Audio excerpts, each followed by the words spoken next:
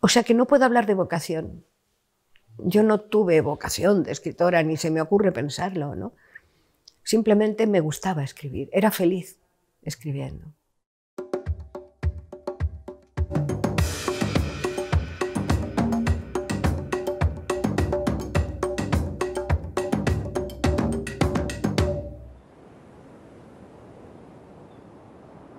Me sacaron de allí medio dormida.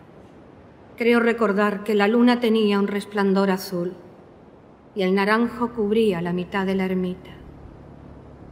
Detrás quedó la tarde, la casa y la ventana.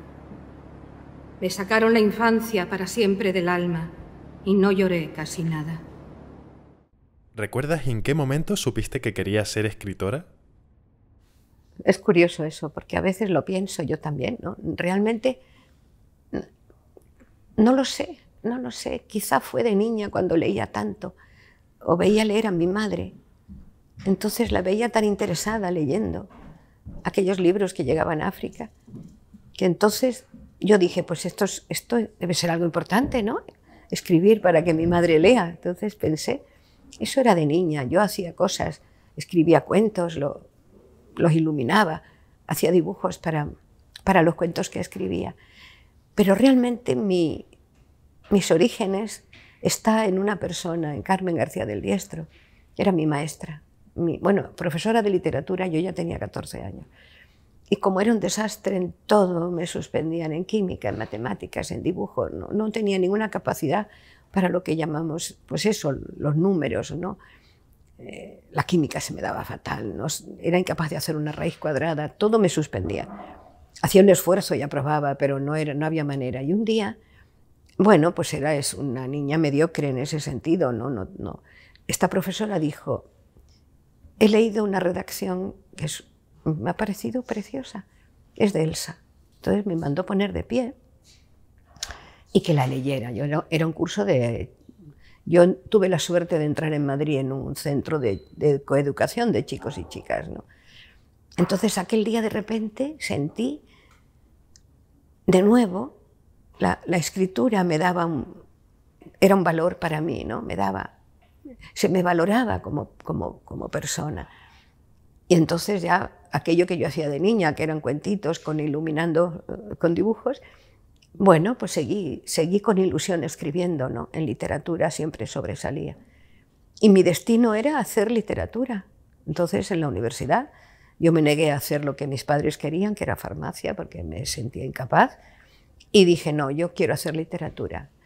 Lo que pasa es que cuando me fui a matricular en la universidad, son anécdotas, pero que te demuestran lo que va a pasar después en mi vida, ¿no? El chico que me gustaba, no me hacía caso, pero a mí me gustaba, estaba haciendo cola para matricularse y yo le pregunté, ¿qué vas a hacer? Me dijo filosofía. Entonces yo dije, pues yo también. Entonces me cambié de fila, rellené papeles nuevos y me matriculé en filosofía. Hice filosofía pura, de lo cual me alegro porque me desvió un poco de la literatura, en el sentido de no estudiar lengua ni literatura, pero sí estudiar algo maravilloso que es la filosofía, que me llevó luego a pensar. O sea que no puedo hablar de vocación. Yo no tuve vocación de escritora, ni se me ocurre pensarlo, ¿no? Simplemente me gustaba escribir, era feliz escribiendo. Incluso hice algún pinito, escribí algún poema. Para esa época, ya estoy en los 17, 18, 19, yo ya llevaba fuera de La Palma muchísimos años, yo me fui a Madrid con 12 años. Y entonces yo ya escribía, en mi memoria estaba la isla, ¿no? Entonces yo ya escribía cosas. Hablaba de mi abuela, de mi infancia, de la cuesta donde yo había vivido y había jugado. Y bueno, esos poemas los iba guardando, ¿no? Algún poema de amor a algún chico que me gustaba. Entonces, son historias que luego se encadenan en la vida. Hace poco, yo recuerdo que me gustaba un chico de clase, eso con 14 años, y escribí un poema. Escribí un poema que nunca le di. Y hace poco, mis compañeros de clase, cuando cumplí 75 años, me hicieron una fiesta. y una comida, una fiesta. Y estaba este chico que a mí me había gustado. Bueno, claro, era un viejo como yo. Entonces, en la comida, no sé por qué, salió la conversación de... Yo ya era más o menos, había tenido algunos premios de poesía, él me había leído. Y entonces yo dije, pues qué pena, porque yo te escribí un poema, pero no te lo di. Y me dijo, pues qué pena, porque tú a mí también me gustabas. Y entonces, esa anécdota, ahora cuando voy por los institutos hablando a los chavales de lo que es la literatura y la magia de la escritura, les cuento esta historia porque les digo, hay que ser valientes, ¿no? Hay que expresarse, o bien con la palabra, o bien con la escritura. La escritura es como la palabra para mí, solo que, bueno, queda ahí, pero realmente es un camino para entenderse con los demás, para explicarse, para comunicarse, para todo, ¿no? Yo creo que la palabra es la magia, ¿no? No entiendo por qué no se educa más a los niños en la magia de la escritura, ¿no? Como fase posterior a la palabra, ¿no? Claro que hay que aprender a hablar y hay que aprender a expresarse, pero es verdad que si tú escribes luego hay una satisfacción. Yo les digo a los niños, cuando yo era pequeña había diarios, ¿no? Tenías con llave y todo, porque cerrabas el diario y aquello era un secreto que leía todo el mundo, pero tú te creías que no, y lo leía tu madre, tu abuela, tus tías, todo el mundo. Pero el diario era una fórmula ideal, era como confesarse los cristianos, ¿no? Entonces tú escribías tu diario y contabas tus pensamientos, tu vida. Entonces, cuando me hacen esa pregunta, ¿cuál es el origen? ¿Y por qué soy escritora? Pienso que es porque tengo la necesidad, una necesidad que he tenido siempre de comunicarme, ¿no? A mí me gusta comunicarme con la gente. De hecho, estoy aprendiendo la lengua de signos porque solo me falta hablar con los sordos. Bueno, personas sordas, no se dice sordas. Y estoy aprendiendo el lenguaje porque creo que cualquier camino es bueno, ¿no? para entendernos. Ya incluso hago gestos de lengua. ¿Qué importancia tuvo tu propia infancia a la hora de escribir El corazón de los pájaros? Bueno, esa novela, concretamente, tuvo una crítica rara. No digo, no era ni buena ni mala, era una crítica extraña. En El País, por ejemplo, el crítico dijo que era una novela que más que narrativa era poesía, ¿no? Que se me notaba mucho, se me veía que yo era poeta más que narradora. Es un libro, bueno, es un intento de biografía de mi vida, ¿no? De mi vida hasta ese momento, porque claro, luego mi vida ha tenido otros vericuetos distintos, mejores o peores, pero distintos. Pero en aquel momento yo pensé, qué bueno sería que mis tataranietos pudieran saber qué pasó con esa mujer que nació en un sitio, que se fue a otro, que luego fue a otro, que fue desgajada completamente de todos los lugares, de la familia, y que aprendió a sobrevivir, ¿no? Que era yo. Y entonces construí una historia, cometí un error, que fue no hacerla biográfica, realmente, completamente biográfica. Cambié los nombres de los personajes, de mis abuelos, el nombre de la persona por la que yo había renunciado a muchas cosas, que era mi alumno, que yo me había enamorado de él, porque contaba la historia de ese enamoramiento, ¿no? Y era, no lo sé por qué no lo hice, ¿no? Quizás no tuve el valor suficiente para contar esa historia, o simplemente por pudor pensé, qué absurdo, porque voy a escribir mi biografía, ¿yo quién soy para contar mi vida, ¿no? Pero ahora me he arrepentido porque realmente pienso que sí que tenía que haberla escrito. De hecho, estoy escribiendo un libro de verdad sobre mi madre, y a partir de mi madre estoy construyendo una serie de personajes, pues mi madre, las personas que me rodearon en la infancia en África, mi padre, su historia en África, que es preciosa, como mi padre conquistó como botánico una isla que fue Santa Isabel, hoy Bioko, como mi padre recorrió aquella isla por todas partes y escribió una especie de diario, mi padre escribía. Y entonces he recuperado sus cartas, sus diarios, y estoy novelando, de verdad, la historia con los nombres verdaderos de esa familia mía tan extraña, ¿no? Empezando por un bisabuelo que era editor, que yo me enteré después de ser editora que me venía de ahí me venía mi cosa, ¿no? O sea, un bisabuelo mío que fue a Granada, pero venía de Francia, mi familia procede de Francia, parte de mi familia paterna, una familia que está llena de pintores, de músicos, de editores, de científicos. Y luego la familia de mi madre, que es todo lo opuesto, es una familia de campesinos de La Palma, procede de un sitio maravilloso que es el norte de La Palma, de Garafía, donde yo he recuperado mis raíces, ¿no? Porque mis raíces, aunque en esa novela hablo de Garafía y hablo también de esa persona que va a Garafía y se enamora de ese sitio, yo lo que sí he descubierto con los años es que mis raíces son más de Canarias que de Francia o de Granada. O sea, yo me identifico más con mis raíces maternas, ¿no?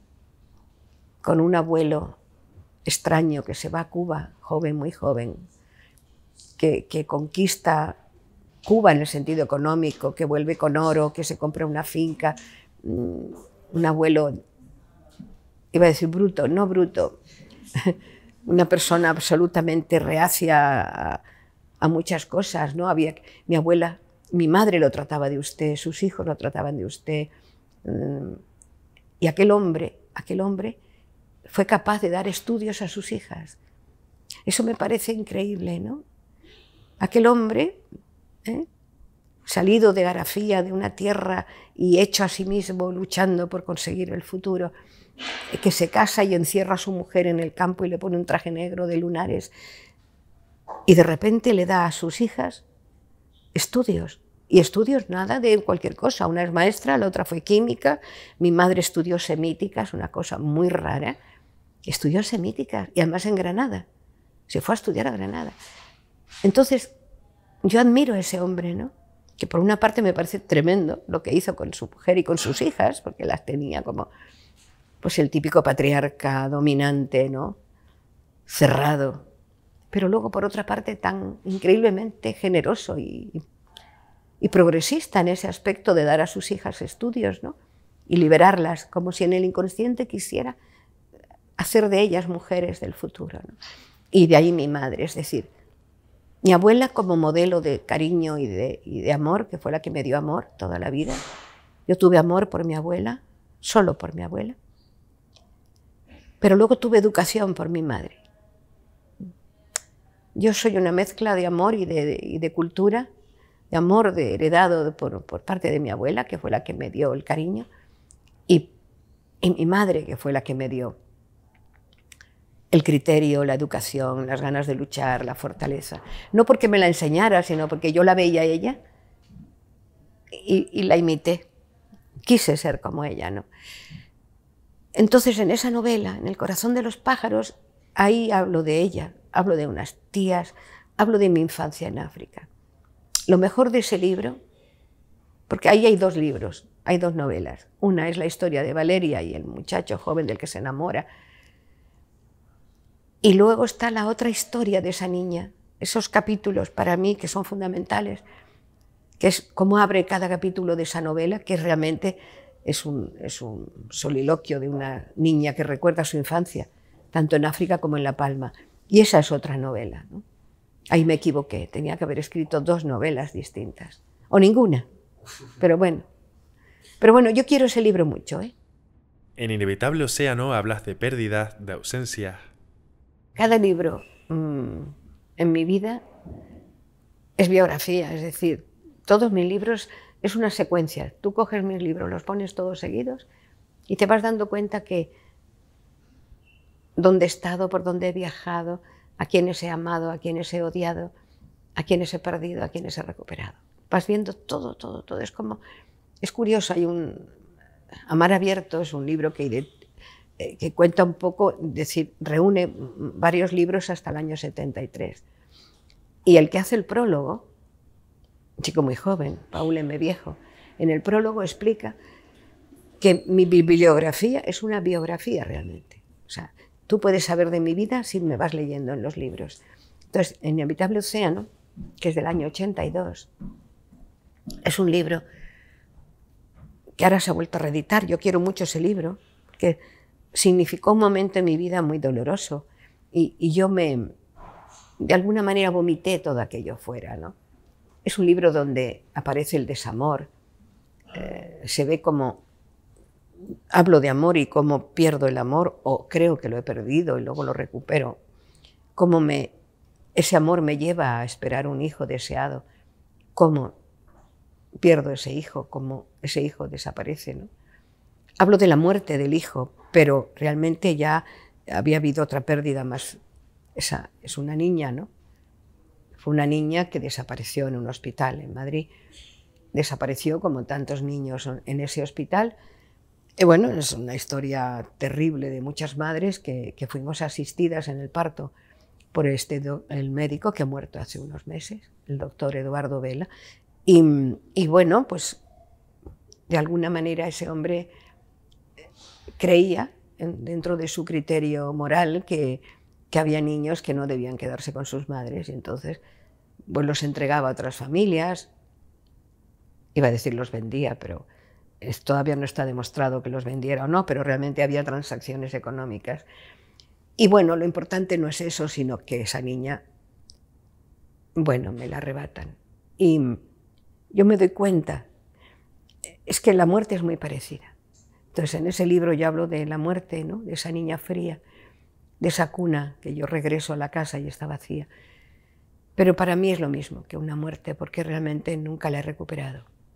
Esa desaparición en mi vida supuso un antes y un después en los afectos, en mis sentimientos, incluso en el amor, porque yo que había escrito tanto sobre el amor, de repente me di cuenta que el amor estaba enlazado con algo tan importante como la maternidad, que tiene que ver mucho, es una consecuencia, en mi caso, no digo en el caso de otras mujeres, pero en mi caso la maternidad. Los hijos han sido siempre los que he tenido consecuencia de amar. Y los he tenido por amor, evidentemente, ¿no? Y cuando los miro y los veo, pienso en las personas que amé y gracias a las cuales tengo esos hijos. Hombre, tampoco es que haya tenido 1000 hijos con 1000 hombres, ¿no? Es una manera de hablar, pero los que he tenido, los he tenido por amor. Y los que he perdido me han dejado ese vacío. Ese libro es un vacío.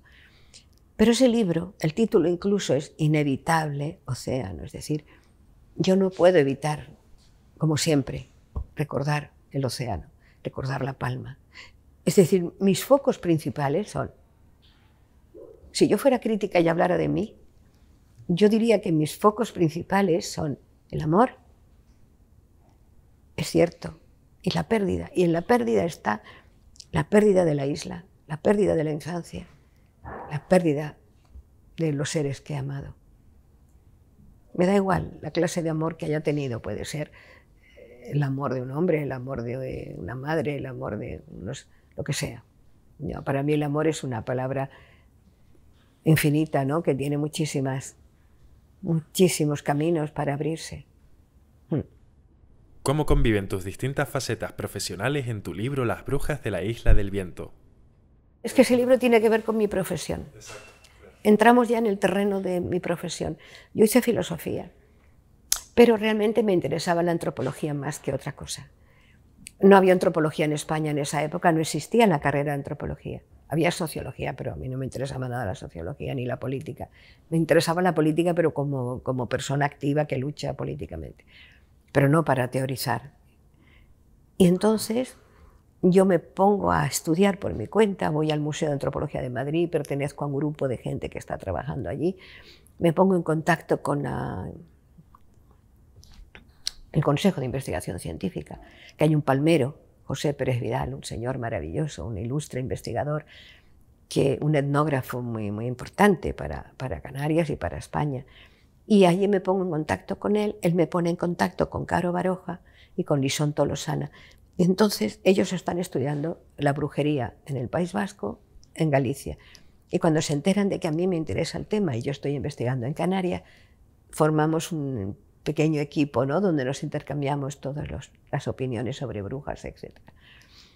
Bien, entonces yo, como no pude hacer la carrera, pero yo ya había terminado filosofía, hacía tiempo que había acabado entonces decido hacer mi tesis doctoral de antropología. Y me la dirige Ubaldo Martínez Veiga, que es un discípulo de un gran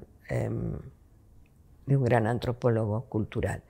Y entonces él me dirige la tesis doctoral, él ha estudiado en Estados Unidos y me la dirige. Y ya ahí empiezo la investigación más seria me centro en grafía, me centro en una comunidad y a partir de ahí empiezo a investigar lo que esa comunidad piensa, qué religión practica, qué piensa, qué superstición. Y ahí me tropiezo con las supersticiones. Y entonces escribo primero una tesina sobre supersticiones y luego mi tesis doctoral. Y comienzo a reunir material sobre brujas. Y eso ya empieza a comerme y a intrigarme. Y además, sobre todo, leo muchos trabajos de otros investigadores en otros países, ¿no? En América del Sur, en muchos sitios. Miento, yo empecé por la medicina popular, fue lo que me interesó, porque en grafía me daban muchas recetas para curar el dolor de estómago, el dolor de cabeza, el airón, todas esas enfermedades típicas antiguas. Entonces yo empiezo a guardar recetas. Y tengo mi libro de recetas, ¿no? Antiguas. Y a partir de la medicina popular, que es por lo que me reúno en el Museo de Antropología con estos antropólogos, que son gente joven que ya sí que están estudiando antropología, bueno, pues sigo investigando por ahí. Guardo la tesis, guardo los trabajos y un día digo, pues qué pena, esto está aquí. Como tesis era un rollo, como todas las tesis, con datos, citas, lecturas, no sé qué, esto es un rollo enorme. Y decido escribir un libro donde se cuente la historia de todas esas mujeres, de las más interesantes, ¿no? Porque he recogido muchísimas historias, pero 6 o 7, 8 mujeres que me parecieron impactantes conocerlas. Y entonces escribo, hago un libro de ficción que no es tal ficción, porque todas las historias que ahí se cuentan, hay una parte inventada, lógicamente, hay un comienzo, un desarrollo y un final que no fue el real, el final no son, de todas no es real, el personaje es real, cómo son, lo que piensan, qué clase de brujería practican, pero lo que no es verdad es la vida que yo les doy, ¿no?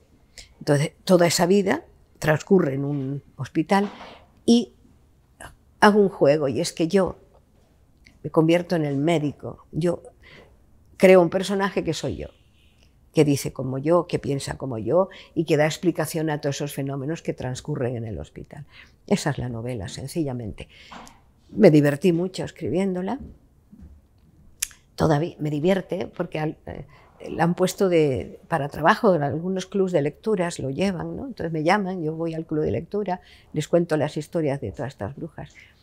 Algún instituto lo ha puesto como libro de lectura.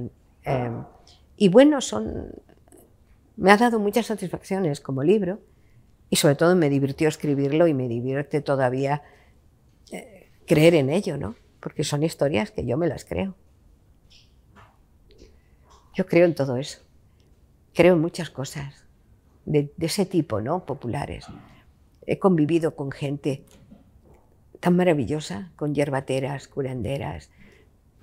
He visto cómo trabajan, cómo te curan, cómo creen que te curan, cómo tú crees que te curan y te curan.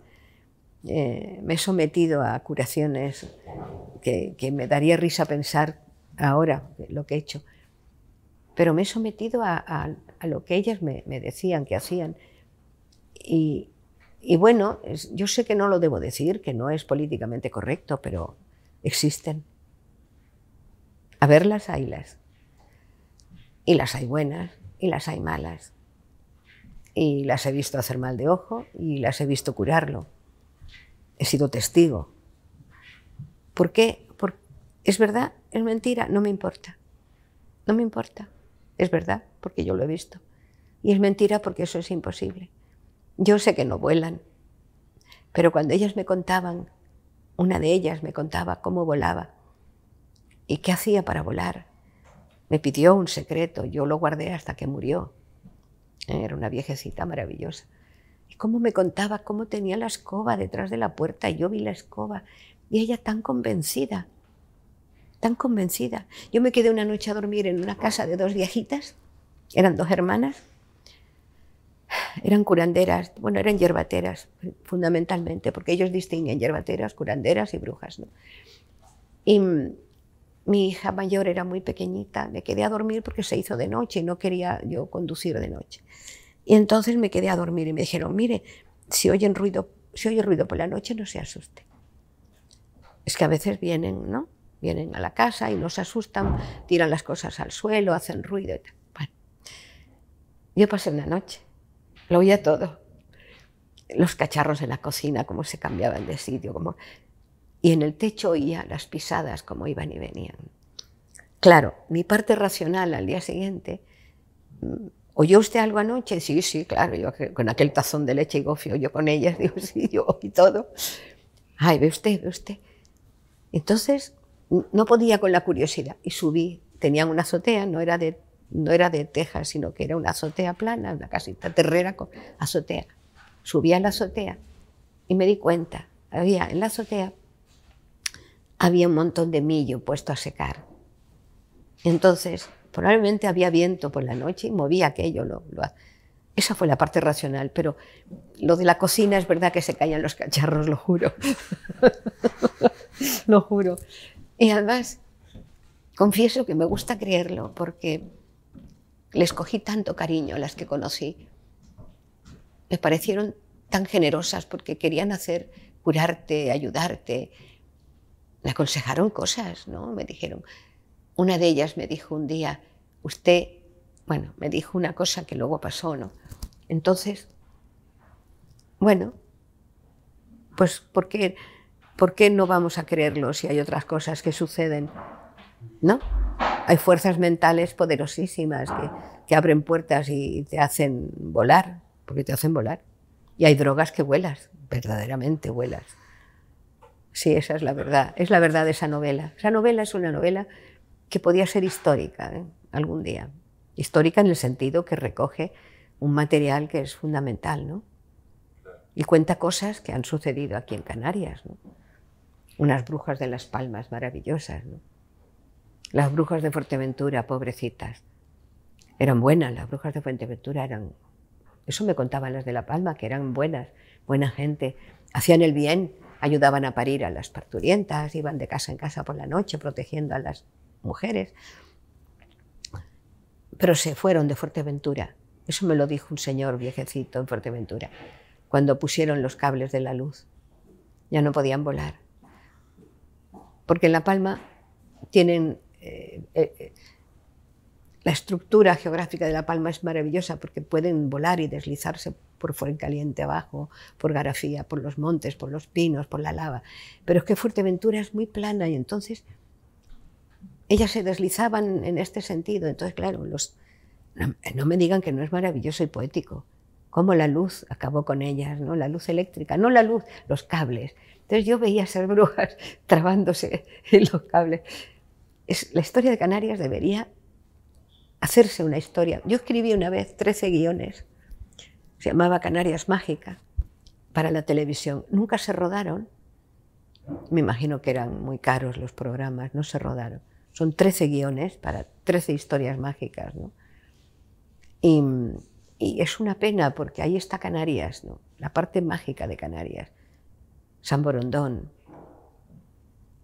todos aquellos seres mitológicos de la historia de Canarias antigua, ¿no? Aquellos habitantes antiguos de las islas, ¿no? En La Palma, sobre todo aquí en Tenerife, hay unas historias maravillosas, ¿no? De príncipes y de héroes. Es fantástico todo eso. Es maravillosa y debería escribirse algo sobre eso.